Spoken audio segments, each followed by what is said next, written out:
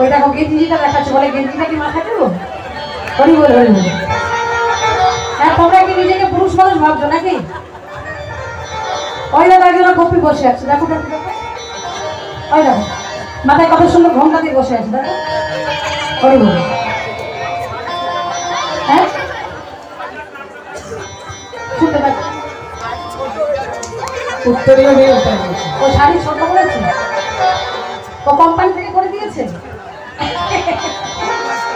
দেখেছে? রাধে রাধে। কিন্তু বাবা এই যে ঘোমটাটা দিতে বলছি কেন, আমার দাদা ভাইরা আছেন, আমার বাবা ঠাকুরগণ আছে, মনে মনে ভাবছে যে আমরা পুরুষ মানুষ মা, আমরা কিভাবে ঘোমটা দেবো বলো দেখি? আমরা কি কাপড় পরি?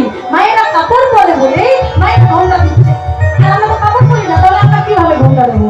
এই জায়গাগুলোই কীর্তনে বুঝতে হয়, আর সেই জন্যই কীর্তনে আসতে হয়। রাধে রাধে। তাহলে কীর্তন শুনতে আসতে গেলে একটা উত্তরীয় নিয়ে আসতে হয়। দেখুন ওই যে নিয়ে এসে, এই যে আমার দাদা নিয়েছেন গলায় একটা উত্তরীয় নিয়ে আসতে হয়। হরিবল হরিবল। দেখবেন ভুল করবেন না, কারণ এই জগতে আমরা সবাই প্রকৃতি, সবাই প্রকৃতি। কেন? এই কায়াটা হচ্ছে নারী, কায়াটা হচ্ছে পুরুষ, কিন্তু ভিতরে যিনি বসে আছেন তিনি পুরুষ না নারী? বলুন, তিনি পুরুষ না নারী জানেন? হরি বল। এইগুলোই বুঝতে হবে মা। ভগবান এই জন্য আমাকে নারী দেহ দিয়েছে, কথাটা ঠিক, আপনাকে পুরুষ দেহ দিয়েছে, কিন্তু আসলে আমরা কেউ পুরুষ নই। পুরুষ হচ্ছে একমাত্র আমার অনাদি আদি শ্রী গোবিন্দ, এই মন্দির, সেই হচ্ছে একমাত্র পুরুষ। আমরা বাকি সবাই প্রকৃতি। সেই জন্য শাস্ত্র বলছে প্রকৃতি হইয়া করো প্রকৃতির সঙ্গ, দিনে দিনে বাড়িবে প্রেমেরই তর। বোঝা গেল?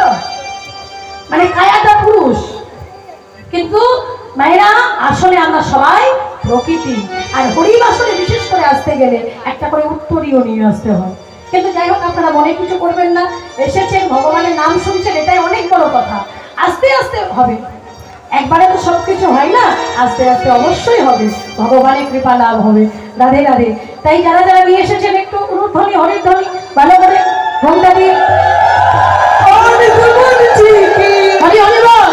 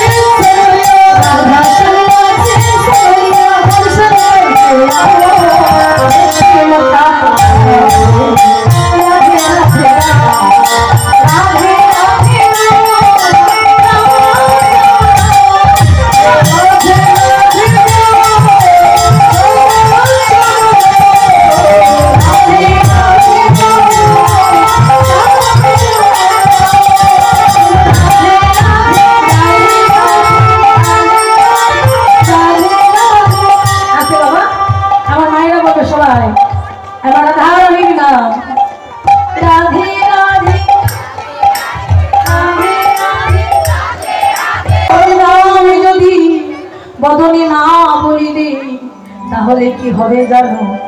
একটা যখন পশু মরে যায় তাকে কেউ মনে রাখে বাবা? সত্যি করে বুকে হাত রেখে বলুন। একটা ধরুন কুকুর মরে গেছে, গরু মরে গেছে, কেউ মনে রাখে? কেউ মনে রাখে? কিন্তু এই জগতে এমন মানুষ আছে যারা মরে গেলে কেউ মনে রাখে না। কিন্তু একটু ভেবে দেখুন, বিনয় বাদল দীনেশকে আজও মানুষ মনে রেখেছে কিসের জন্য?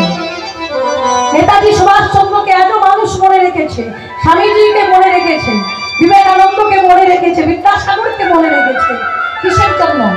শ্রীরূপ সনাতন ভট্ট রঘুনাথ, শ্রীরূপ গোপাল ভট্ট দাস রঘুনাথ, হরি বল, এদেরকে কিসের জন্য মনে রেখেছে?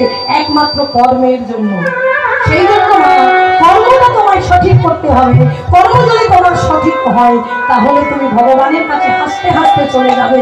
আর কর্ম যদি তোমার ঠিক না হয় তাহলে তোমার দুঃখের আর জীবনে শেষ।